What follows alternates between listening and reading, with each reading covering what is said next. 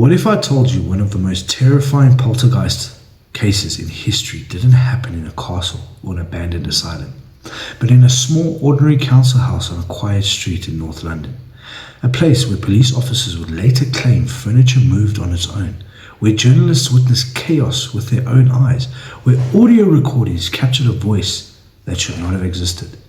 This is not a story based on a rumor. This is not a single witness account. This case involved dozens of witnesses. Official police reports, photographs, audio recordings, and two of the most respected paranormal investigators in history. Tonight, we are diving deep into the Enfield Poltergeist. And by the end of this video, you will have to decide for yourself whether this was mass hysteria, an elaborate hoax, or something far more disturbing. The year was 1977. The place, 284 Green Street, Enfield, North London. The Hodgson family lived here. Peggy Hodgson, a single mother, her children, Margaret, 13, Janet, 11, Johnny, 10, and Billy, 7. It was an ordinary working-class home, no history of violence, no known hauntings, nothing remarkable, until one night in August. Peggy would later say it began with strange knocking sounds coming from the walls. At first, she thought it was the pipes, or maybe kids playing pranks outside. But then furniture began to move. Beds slid across the floor on their own.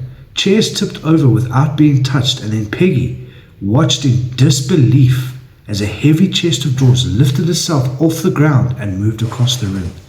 She tried to push it back. It slid away from her. Terrified, she ran next door to her neighbor, Vic Nottingham. Peggy didn't call a psychic. She didn't call a priest. She called the police. That's how crazy this was. 2 officers arrived at the house shortly after midnight. What happened next would later appear in official police records. One officer reported seeing a chair slide across the kitchen floor by itself. No strings, no one touching it. She attempted to recreate it. She couldn't.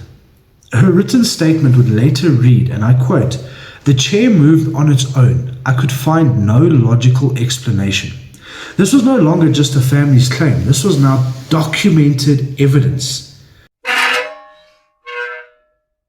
Word spread quickly, and soon, journalists arrived. As activity escalated, attention turned to Janet Hodgson, the 11-year-old daughter. She began experiencing violent episodes. Witnesses reported Janet being thrown across the room, her body arching unnaturally. She levitated off the bed in front of multiple observers. Photographs were taken, some controversial, some disturbing, but the most chilling phenomenon hadn't started yet. One night, Janet sat right up in bed, her mouth open, and a voice came out. That voice, deep, raspy, and male. It said, and I quote, "I'm here." This voice claimed to be the spirit of a man named Bill Wilkins, a man who said he had died in a house years earlier. This sounds like a movie, doesn't it? The voice didn't just appear once. It spoke for hours at a time, hours. It cursed, it laughed, it answered questions, and investigators recorded it. The voice claimed he had suffered a hemorrhage and died. He died in a chair downstairs, and he hated the living. Later, historical records confirmed a man named William Wilkins had indeed died in the house years before, exactly as described. Doctors examined Janet. They confirmed that producing a voice like that for extended periods should have caused severe throat damage. It didn't. And multiple witnesses heard the voice coming from Janet while her lips were barely moving. Now remember, Janet is a little girl. This is absolutely mind-boggling. 2 researchers arrived to investigate. Maurice Grosset, a member of the Society for Psychical Research, and Guy Lyon Playfair, a skeptical journalist. They came expecting a hoax. as any skeptics would. What they encountered changed their lives. They documented objects thrown across rooms, Lego bricks flying across the air, and furniture overturning violently, knocks responding intelligently to questions. At times, activity occurred while Janet was asleep or not even in the room. Guy Playfair would later say, and I quote, "If this was a hoax, it was the most elaborate sustained hoax ever carried out by a child." Obviously, not everyone believed. Some accused Janet of faking incidents. She was once caught bending spoons on camera, but investigators never denied this. They believed some events may have been faked, but not all. Why fake things when real phenomena were already happening? Journalists reported witnessing activity when no children were present, none whatsoever. Even skeptics admitted something was happening in that house. Skeptics. Something violent, something intelligent. What could it have been? As months passed, the activity grew darker. The voice became angrier, the attacks more physical. Janet reported being choked, scratched, dragged from her bed, and the family was emotionally destroyed. At one point, investigators feared the entity was no longer pretending to be Bill Wilkins. Something else had come through. And then, just as suddenly as it began, the activity slowed.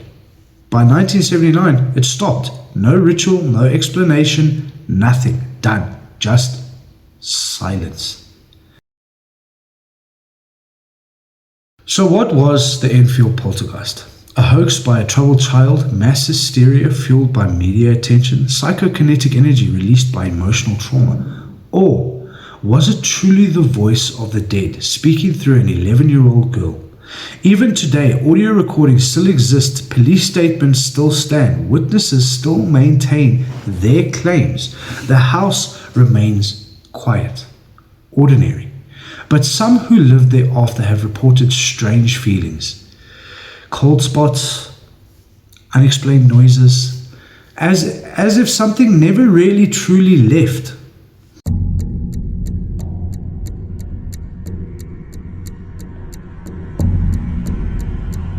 Now, if you enjoyed this deep dive into the Enfield Poltergeist, please like, subscribe, and share this episode. And tell me in the comments, do you believe this was paranormal or not?